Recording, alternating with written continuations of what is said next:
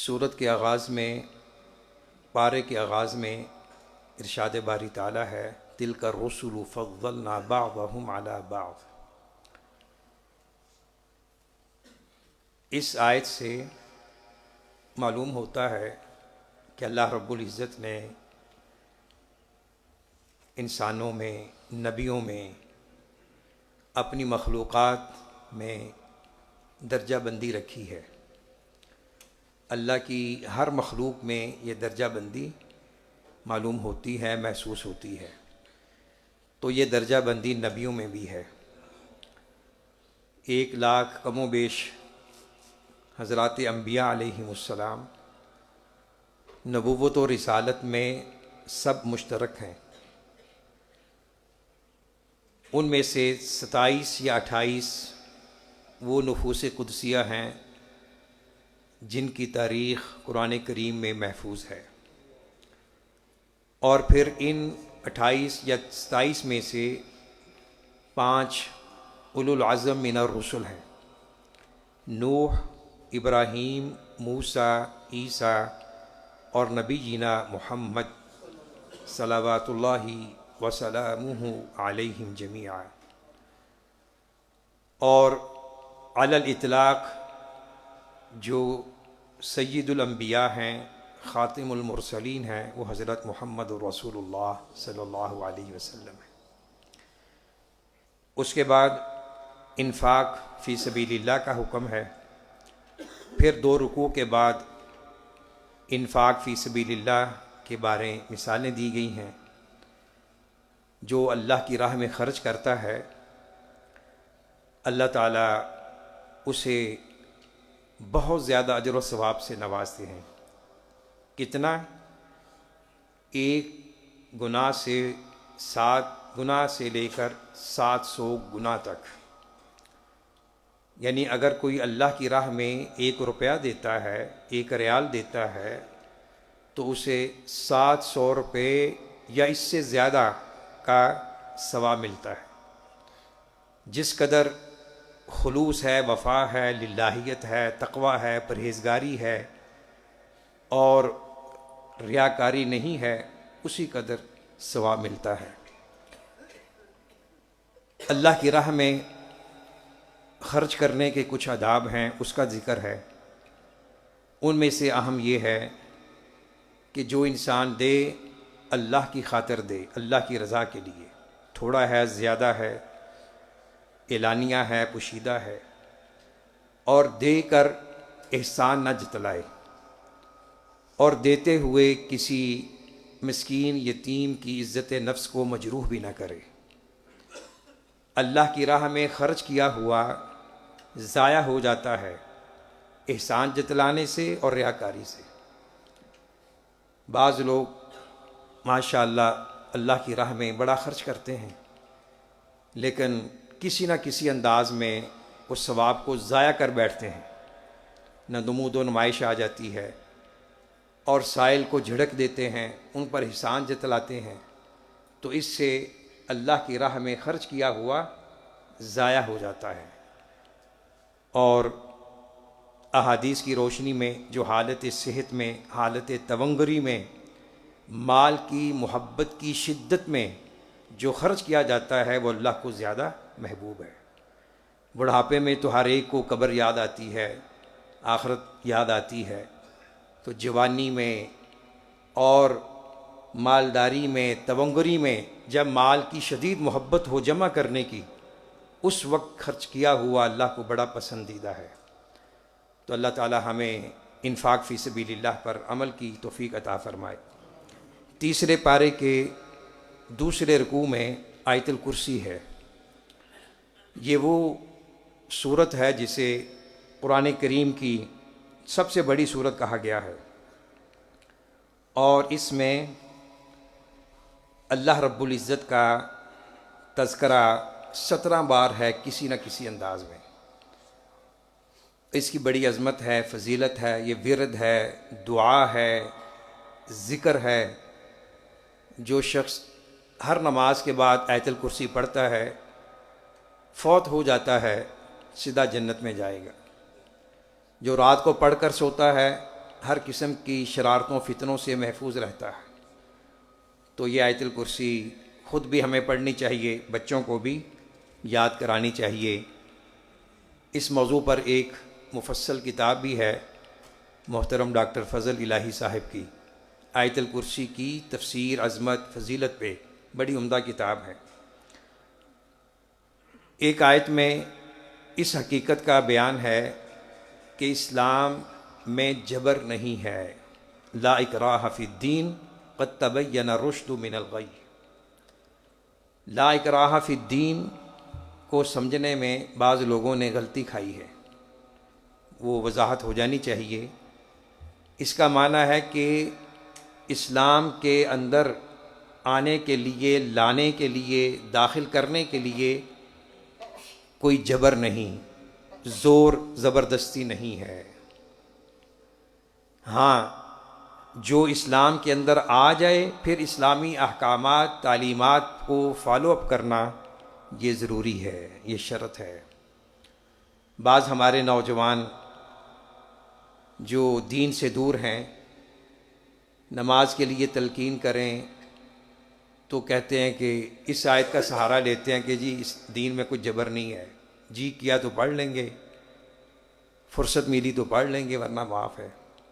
کوئی اچھائی کی بات بتائی جائے، کہتے ہیں کوئی جبر نہیں ہے، یعنی دین کو اپنی مرضیوں کے مطابق بنایا ہوا ہے، خواہشات کے مطابق۔ یہ غلط ہے۔ جو اسلام میں آ جائے پھر اسے اسلامی احکامات پر عمل کرنا ہوگا۔ اسلام قبول کرنے سے پہلے اسے آزادی ہے، یہودی رہے، عیسائی رہے، مشرک رہے، جو بھی وہ اختیار کرے، اللہ نے اس کو خیر و شر اختیار کرنے کا اختیار دیا ہوا ہے۔ انا ہدیناہ السبیل اما شاکرا و اما کفورا۔ البتہ جب وہ دائرہ اسلام میں آ جائے پھر اس کی آزادی ختم، پھر اللہ کی عبادت بندگی کی آزادی شروع ہو جاتی ہے، اور اس میں انسان بڑا محفوظ رہتا ہے۔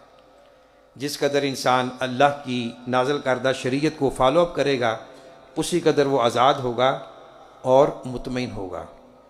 تو اس کی مثال ایسے سمجھیں کہ اگر کوئی اسٹوڈنٹ کسی یونیورسٹی کا باضابطہ طالب علم نہیں ہے، اس پر یونیورسٹی کے قوانین لاگو نہیں ہوتے، لیکن جب وہ اس نے ایڈمیشن لے لیا تو پھر اس پر ضروری ہے کہ وہ یونیورسٹی کے قوانین کو مانے، تسلیم کرے۔ تو اسی طرح دین اسلام کو اختیار کر لینے کے بعد اس کی شرعی تعلیمات کو اپنانا ضروری ہے۔ ابراہیم علیہ السلام اور نمرود کا مناظرہ جو ہوا اس کا تذکرہ ہے۔ ابراہیم علیہ السلام نے بتوں کو توڑ دیا، پاش پاش کر دیا، موحد تھے اور خلیل اللہ تھے۔ معاملہ دربار تک پہنچا۔ نمرود جابر، ظالم، مشرک، کافر تھا۔ اس نے ابراہیم علیہ السلام کو دربار میں بلایا، مناظرہ ہوا، کہا کہ بھئی بتلاؤ تمہارے رب کی دلیل کیا ہے کہ وہ سچا ہے جس کی تم عبادت کرتے ہو۔ کہا کہ میرا رب زندوں کو مار دیتا ہے، مردوں کو زندہ کر دیتا ہے۔ اس نے خاموش کرانے کے لیے 2 قیدی جن کو سزائے موت کا حکم تھا آزاد کر دیا اور 2 کو پھانسی پہ چڑھا دیا۔ کہا یہ تو میں بھی کر سکتا ہوں۔ ابراہیم علیہ السلام سمجھ گئے کہ یہ تھوڑی سی موٹی عقل والا ہے، وقت ضائع کیے بغیر ایک ایسی دلیل پیش کر دی کہ جس کا وہ جواب نہیں دے سکا۔ کہا کہ اچھا، میرا رب وہ ہے جو مشرق سے سورج کو طلوع کرتا ہے، اگر تو رب ہے تو مغرب سے سورج کو طلوع کر کے دکھا۔ فَبُہِتَ الَّذِي كَفَرَ۔ تو وہ سر پکڑ کے بیٹھ گیا، خاموش ہو، کچھ نہیں ہو سکتا تھا۔ لوگوں کو پتہ چل گیا حقیقت کیا ہے۔ تو اس واقعہ کا ذکر ہے سورہ بقرہ میں۔ 5 ایسے معجزاتی واقعات ہیں جس میں اس بات کا ذکر ہے کہ اللہ مردوں کو زندہ کرنے پہ قادر ہے، دنیا میں، آخرت میں تو ہونا ہی ہونا ہے نا۔ تو وہ 5 واقعات کا انڈیکس سن لیں۔ موسیٰ علیہ السلام جب اپنی قوم کے 70 آدمیوں کو ساتھ لے کر گئے، تورات ملنی تھی کہ تاکہ یہ گواہ رہیں، لیکن وہاں جا کے بگڑ گئے، کہا کہ ہم نے اللہ کو دیکھنا ہے، گستاخی کر بیٹھے، تو اللہ نے ان کو وہیں موت دے دی۔ موسیٰ علیہ السلام نے عرض کیا اللہ انہوں نے تو میرا ساتھ دینا تھا، تو یہ مر گئے ہیں، میں کیا کروں؟ دعا کی، دوبارہ زندہ کر دیا۔ اور دوسرا واقعہ جو جس نوجوان نے چچا کو قتل کر دیا اپنی چچا زاد بہن سے نکاح کرنے کے لیے اور اس کی وراثت کا مالک بننے کے لیے، اس نے جرم کیا، قتل کر کے کسی اور کا نام لے دیا، تو پھر وہ سورہ بقرہ میں یعنی پہلے پارے میں گائے کو ذبح کیا گیا، اس کا تذکرہ ہے، اس کے گوشت کا حصہ مردے کو لگایا گیا، اللہ نے اس کو بھی زندہ کر دیا، وہ تفصیلات پہلے پارے میں ہیں۔ تیسرا واقعہ، ایک قوم پر دشمنوں نے حملہ کر دیا، خوف سے وہ اپنی بستی چھوڑ گئے، بھاگ گئے موت کے ڈر سے، تو اللہ نے ان کو ہزاروں کی تعداد میں تھے موت دے دی، کہ موت سے گھبرانا نہیں چاہیے۔ تو پھر ان کو بھی اللہ نے دوبارہ زندہ کیا۔ چوتھا واقعہ، ایک شخص ایک ویران بستی سے گزرا جہاں ہڈیاں لاشیں پڑی ہوئی تھیں، تو حیران ہو کے سوال کیا کہ یہ کیسے زندہ ہو سکتے ہیں یہ لوگ؟ تو اللہ نے اسے وہیں موت دے دی، اور اس کی سواری کو بھی پھر 100 سال کے بعد ان کو دوبارہ زندہ کیا۔ یہ واقعہ ہے۔ آخری اور پانچواں واقعہ ہے، حضرت ابراہیم علیہ السلام نے سوال کیا لیطمئن قلبی، یعنی اطمینان قلب کی خاطر، کہ اللہ مجھے دکھلا دے تو زندہ کیسے کرتا ہے۔ تو حکم ہوا کہ بھئی 4 پرندے پکڑو، ان کو ذبح کرو اور ان کا تھوڑا تھوڑا گوشت پہاڑوں پہ رکھ دو، پھر ان کو اپنی طرف بلاؤ۔ انہوں نے ایسا ہی کیا، تو وہ پرندے بھی دوبارہ زندہ ہو گئے اللہ کے حکم سے۔ تو اللہ تعالیٰ نے یہ 5 مثالیں دے کر سمجھایا ہے کہ میں ہر چیز پر قادر ہوں، مردوں کو زندہ کرنا میرے اختیار میں ہے۔ صدقہ، خیرات اور انفاق کے کچھ آداب کا تذکرہ ہو گیا ہے۔ اسی ضمن میں یہ ہے، الشیطان یعدکم الفقر ویأمرکم بالفحشاء، شیطان جو ہے تمہیں ڈراتا ہے کہ خرچ کرو گے غریب ہو جاؤ گے، کلاش ہو جاؤ گے، اور تمہیں بے حیائی بدکاری کا حکم دیتا ہے، جبکہ اللہ تم سے مغفرت اور اپنے فضل کا وعدہ کرتا ہے۔ تو گویا کہ جو انسان خرچ کرتا ہے وہ اللہ کی مغفرت کے حصول کی راہ میں لگا ہوا ہے، اور اللہ اسے مزید دیں گے، یہ اللہ کا وعدہ ہے۔ یہاں بھی ہے اور بھی آیات میں اور حدیث میں ہے، ما نقصت صدقۃ من مال، کہ خرچ کرنے سے مال کم نہیں ہوتا، بظاہر ہوتا ہے لیکن برکت اتنی ہوتی ہے اور ایسے انداز میں اترتی ہے کہ انسان کے وہم و گمان میں بھی نہیں ہوتا۔ کئی دفعہ مشاہدے میں آیا، واقعات لوگوں سے سنتے ہیں، دیکھتے ہیں، اگر کسی نے اللہ کی راہ میں 1,00,000 روپیہ دیا ہے، اللہ نے اسے 2,00,000 روپے کا پروفٹ دے دیا، 3,00,000 کا دے دیا۔ یہ اللہ کے وعدے ہیں۔ ایک چھوٹا سا واقعہ ذہن میں آ گیا، فیصل آباد مسجد الیعقوب اللہ کی توفیق سے تقریباً اسی طرح وہ ماشاءاللہ آباد ہے، اس کے بنانے کی ایک لمبی ہسٹری ہے۔ اس کے ساتھ ایک مکان تھا، کمرشل ایریا تھا، 6.5 مرلے کا، وہ مالک دے نہیں رہا تھا، ہم نے بڑا زور لگایا، وہ متعصب تھا، کہتا نہیں میں نے وہابیوں کو نہیں دینا یہ جگہ۔ بہرحال 3-4 سال بعد اللہ نے اس کے دل میں کیا بات ڈالی، خود آ گیا، کہتا یہ آدھا مال میرا لے لو، آدھی قیمت مجھے دے دو۔ 1 کروڑ روپیہ اس وقت تقریباً ویلیو تھی، تو آدھا اس نے اپنی طرف سے ڈونیشن بھی کیا اور مکان بھی دے دیا۔ تو یہ ہے کہ جو اللہ کی راہ میں خرچ کرتا ہے اللہ اس کو کیسے دیتے ہیں۔ اگلا واقعہ یہ ہے، وہ خود بتلاتا ہے، سعودیہ سے آیا تھا، کہتا کہ جب میں نے یہ پلاٹ مسجد کے نام ڈونیٹ کیا، اس کا آدھا حصہ، تو میں سعودیہ میں گیا تو اللہ تعالیٰ نے مجھے وہاں 35 لاکھ کا بونس دے دیا، پرافٹ ہوا اس کو یا اس کی جاب سے بونس ملا، خود اس نے بتایا۔ تو یہ ہے والذین جاہدوا فینا لنہدینہم سبلنا۔ ادھار چیز دینا لینا دونوں جائز ہیں، قرض بھی لینا دینا جائز ہے، البتہ انسان کوشش کرے کہ وہ قرض کے بوجھ سے محفوظ رہے، اور کسی مکروز کو مہلت دینا بھی بہت بڑا اجر کا کام ہے، ثواب کا کام ہے۔ تو ایک حدیث کی روشنی میں جو انسان کسی شخص کو 2 دفعہ قرض دیتا ہے تو دوسری دفعہ اس کا دیا ہوا صدقہ ہے، اگرچہ اس نے واپس لینا ہے لیکن اللہ کی طرف سے صدقے کا اجر و ثواب ہے۔ سورہ بقرہ کی آخری جو 2 آیات ہیں ان کی فضیلت گزر چکی ہے، وہ بطور دعا ورد پڑھنی چاہیے، یہ دعا کی قبولیت کے لیے بڑی اہم آیات ہیں۔ سورہ آل عمران، عمران آل کا معنی ہے گھر والے، بیوی بچے جس میں ہوتی ہیں، والدین ہوتے ہیں۔ عمران تاریخ میں 2 بڑے عمران گزرے ہیں، ایک ہارون علیہ السلام، موسیٰ علیہ السلام کے والد محترم، دوسرا یہ عمران جن کے نام یہ صورت ہے۔ اور ایک آیت میں اللہ نے کہا ہم نے چند خاندانوں کو پوری دنیا میں فضیلت دی، آدم، نوح، ابراہیم اور آل عمران۔ یہ عمران کون تھے؟ یہ بڑی محترم معزز شخصیت تھی، مریم علیہ السلام کے والد محترم، عیسیٰ اور یحییٰ علیہ السلام جو دونوں کزن تھے ان کے نانا، حضرت زکریا علیہ السلام کے سسر۔ کتنا پیارا خاندان ہے۔ تو اللہ تعالیٰ نے اس خانوادے کا یہاں تذکرہ کیا ہے، اور اس خاندان کی ہسٹری پڑھنے کے قابل ہے، آپ پڑھیے جا کر۔ تو اس میں جو چیدہ چنیدہ باتیں ہیں کہ اللہ تعالیٰ نے بتلایا ہے کہ میں کن طاقتوں قدرتوں کا مالک ہوں۔ اسی عمران کی بیوی نے نظر مانی کہ اگر اللہ نے مجھے بیٹا دیا میں اسے اللہ کی عبادت کے لیے، دین کی خدمت کے لیے وقف کروں گی۔ نظر مان لی، پیدائش ہوئی تو بیٹی تھی، اور وہ بیٹی مریم تھی۔ یہ اللہ کے فیصلے کیسے ہوتے ہیں۔ وَلَيْسَ الذَّكَرُ كَالْأُنثَىٰ،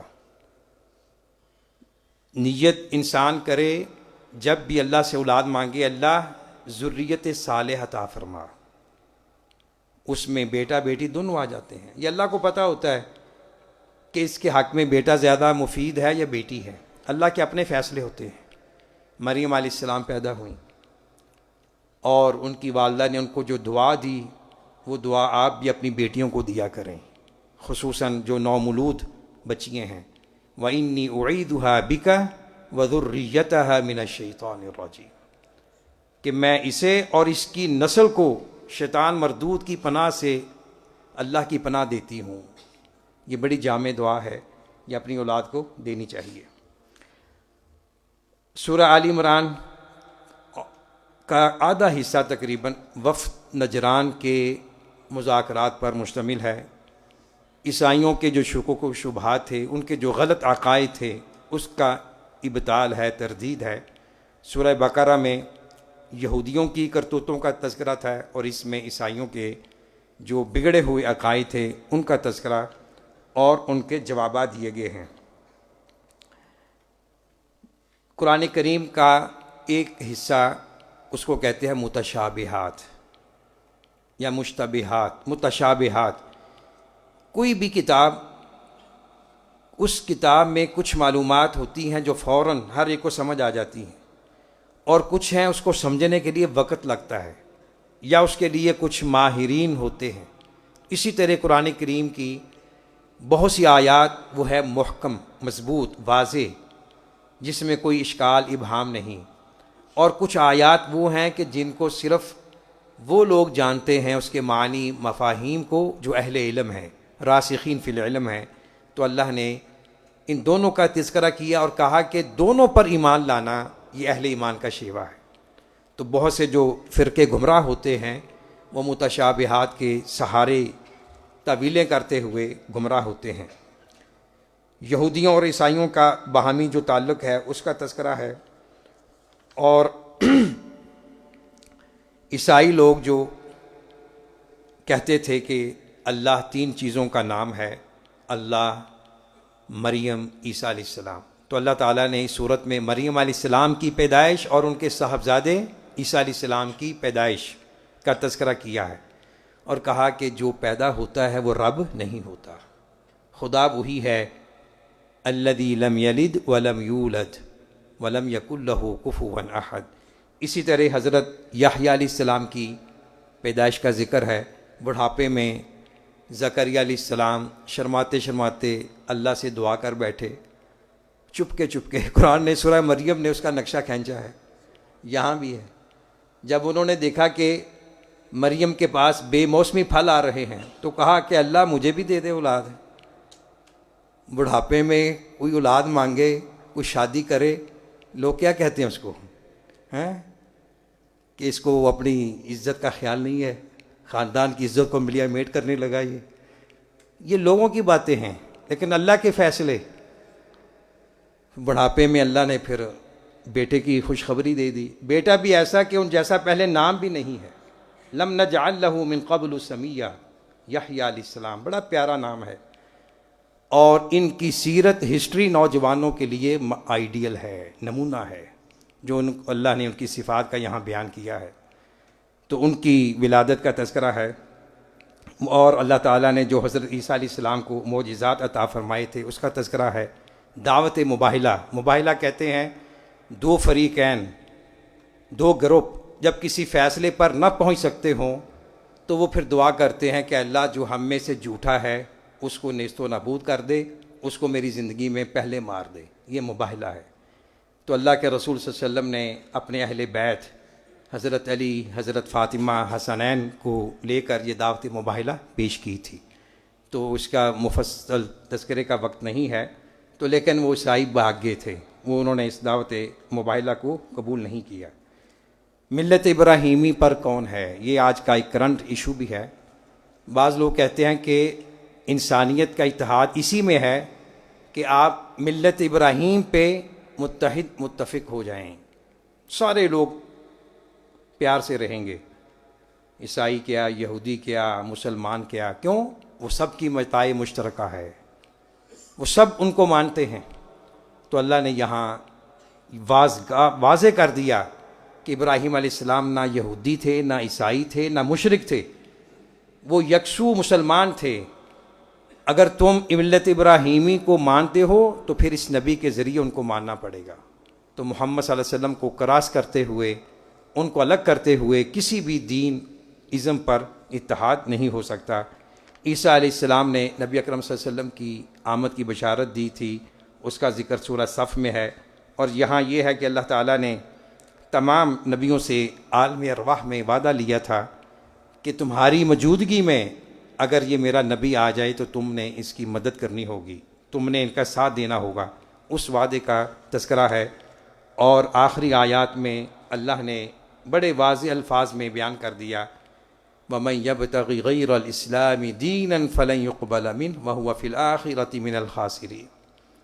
جو غیر اسلامی کوئی عقیدہ رکھے گا اللہ ہرگز قبول نہیں کریں گے۔ اور یہ بات ذہن میں رہے کہ تمام نبیوں کا جو دین ہے وہ اسلام ہے۔ یہودی، عیسائی، یہ لوگوں نے اپنے نام بنائے ہوئے ہیں۔ آدم علیہ السلام سے لے کر نبی جینا محمد صلی اللہ علیہ وسلم تک جو بھی نبی آیا وہ دعوت اسلام لے کر آیا ہے۔ آج افسوس ہے کہ مسلمان بھی بھٹک گئے، فرقہ واریت میں بھٹک گئے، منتشر ہو گئے۔ اصل نام جو ہے اسلام ہے، کتاب و سنت کا نام ہے۔ جس نے اپنا دل، اپنے افکار و نظریات اور اپنی تعلیمات، اپنا سب کچھ اللہ کے لیے قربان کر دیا، وہ مسلمان ہے۔ اللہ تعالی ہمیں پکا سچا مسلمان بنائے، اللہ تعالی ہمارا خاتمہ بالاسلام فرمائے، خاتمہ بالتوحید کرے۔ وآخر دعوانا ان الحمد للہ رب